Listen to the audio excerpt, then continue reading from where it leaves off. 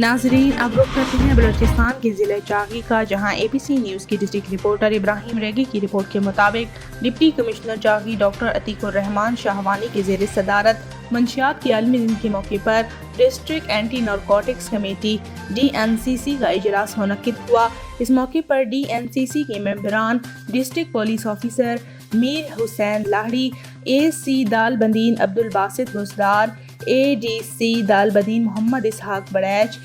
ENF inspector Muhammad Zubair Gul, MS doctor Syed Ali Ahmed Shah, education department Sher Agha Sanjrani, CNN کے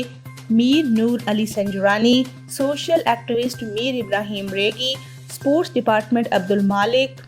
social welfare کے Haji Noor Muhammad Notezai, ACTO excise Muhammad Idrees Notezai, عالم دین مفتی محمد موسیٰ اور لیویز فورس ترجمان عبدالباسط ریکی اور دیگر نے شرکت کی۔ اس موقع پر deputy commissioner Chagai doctor Atiq ur Rehman Shahwani نے جلد منشیات کے عادی افراد کے لیے ڈرگ سینٹر کھولنے اور علاج معالجہ کے لیے تعاون کی یقین دہانی کرائی اور کہا کہ تمام ادارے اس اہم ایشو پر مشترکہ جدوجہد کرنے کو تیز کر کے علاقہ سے منشیات جیسے لعنت ختم کرنے کے لیے کوشش کریں۔